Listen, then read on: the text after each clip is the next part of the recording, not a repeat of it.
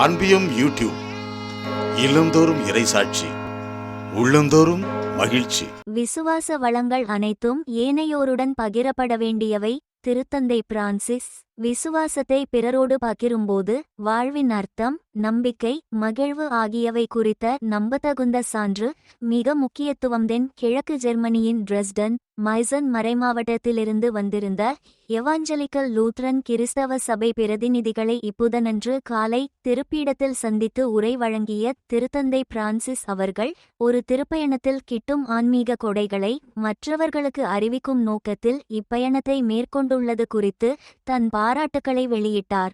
நம் விசுவாச வளங்கள் அனைத்தும் இறைவன் நமக்கு வழங்கிய கொடைகள் என்பதை எடுத்துரைத்த திருத்தந்தை, இந்த வளங்கள் அனைத்தும் நமக்கென மட்டுமே கொடுக்கப்படவில்லை, மாறாக அனைவருடனும் பகிரப்பட வேண்டும் என்ற நோக்கத்தில் வழங்கப்படுகின்றன என்றார்.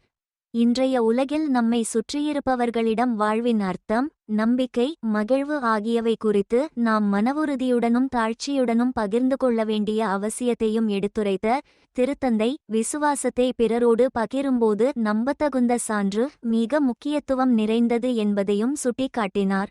சுயவிருப்ப பணியாளர்களை பெரும்பான்மையினராக கொண்டிருக்கும் இந்த திருப்பயணக்குழு தங்கள் இலவச சேவைகளால் நம்பத்தகுந்த சான்று வாழ்வை மேற்கொள்கிறது என்பதையும் அவர்களிடம் கூறினார். திருத்தந்தை, கிறிஸ்தவர்கள் ஒவ்வொருவரும் தங்களுக்குள் இருக்கும் எதிர்நோக்கின் சான்றுகளாக செயல்பட வேண்டிய அவசியத்தையும் அந்த லூத்ரன் திருப்பயணிகள் குழுவிடம் மேலும் எடுத்துரைத்தார். திருத்தந்தை பிரான்சிஸ், இந்த அன்பியம் யூடியூப் சேனலை நீங்கள் ஷேர் பண்ணுங்க, சப்ஸ்கிரைப் பண்ணுங்க, லைக் பண்ணுங்க.